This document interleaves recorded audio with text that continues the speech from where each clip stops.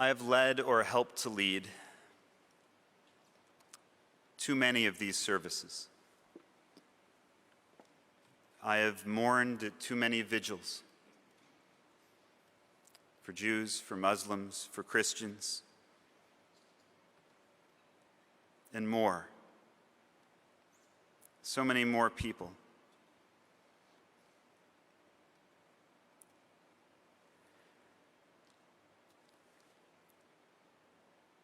And I'm so grateful. So unbelievably grateful that we are tonight, unlike every other service like this that I have done. Tonight we will not be saying our traditional prayer for morning.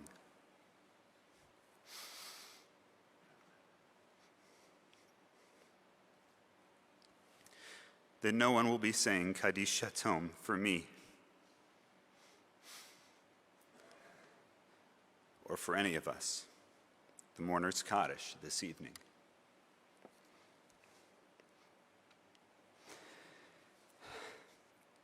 Thank God. Thank God. It could have been so much worse, and I am overflowing. Truly overflowing with gratitude.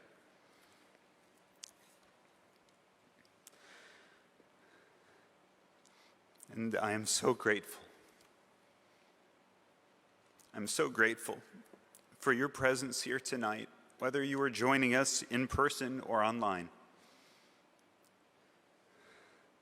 Your willingness to be present, your desire to offer support after a Jewish congregation experienced trauma. When I opened this evening, I said that it means the world. And I mean that quite literally. Your presence means the world. For Jews and Muslims share a teaching. For us, it comes from the Mishnah. To save a life is to save a world, and to destroy a life is to destroy the world. And this coming together of diverse peoples with the goal of healing, from whatever background you come from wherever you live in this world, all of us who are horrified by the terror that we endured. This is a life-saving and a world-saving endeavor.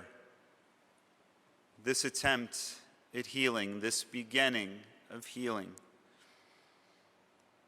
Because when terrible things happen to me, well, I feel it.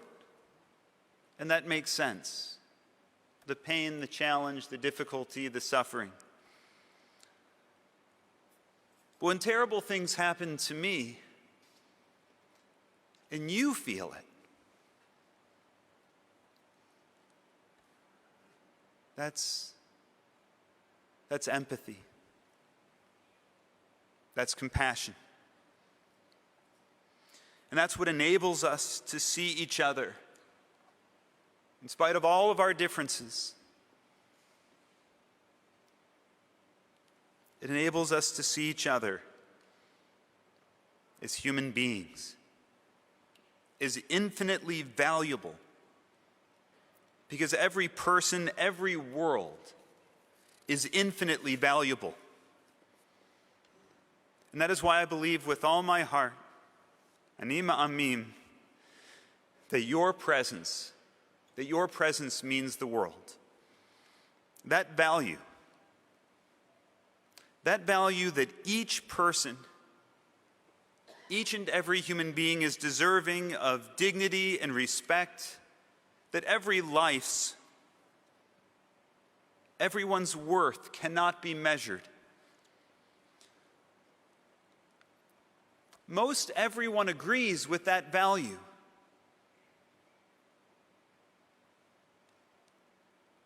We all hold this value. And yet, when we look out at the world in which we live, we fall short of living that value. And that is at the root of Dr. King Jr.'s beautiful teaching. Love is the only force capable of transforming an enemy into a friend. Because here's the thing. If we live that value, if we make it a part of our lives, an integral part of our lives each and every day, we might have a lot more friends that we disagree with, a lot more friends that we don't see eye to eye with, but we'll have a lot fewer enemies. When we talk about healing and the need for healing of mind, body, and spirit, living that value is where we can begin. And that's on all of us. That's on each and every one of us to work on. And to my CBI family,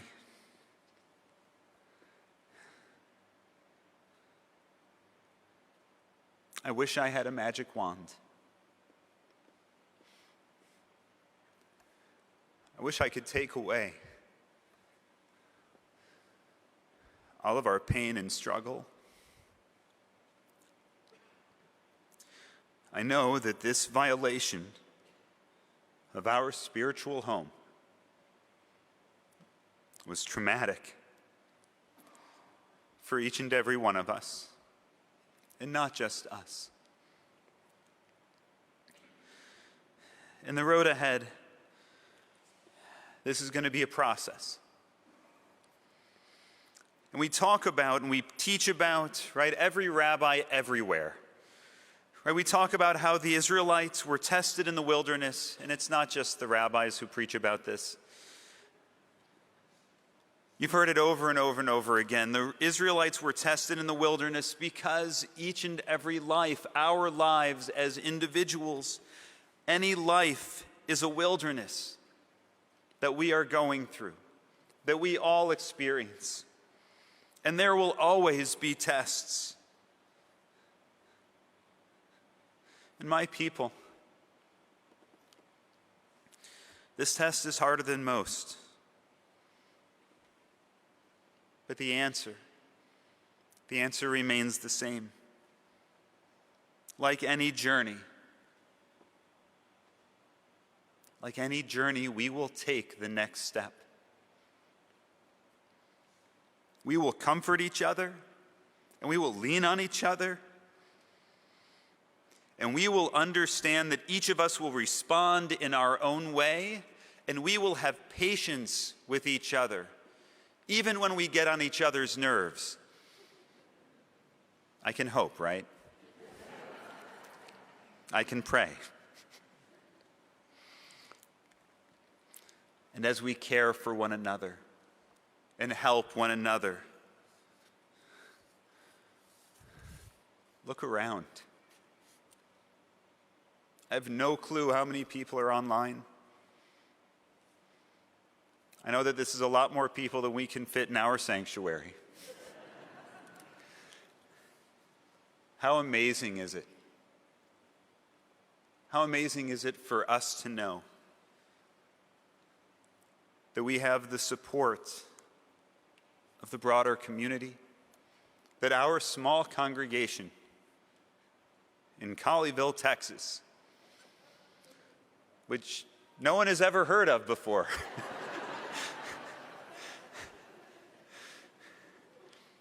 but we know how special it is. And that our broader community and that our broader world desperately wants to support us on this journey. It will take time, but slowly we will heal. Together, all of us, we will heal.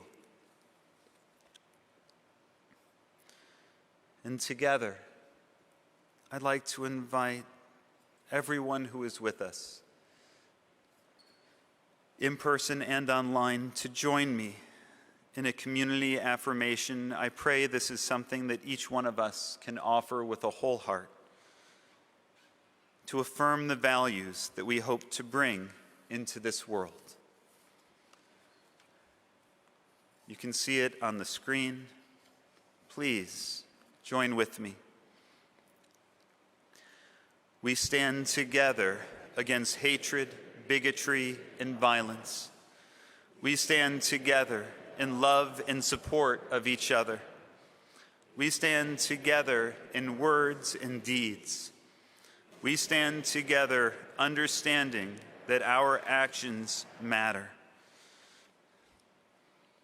It is up to us to build the world we hope to see.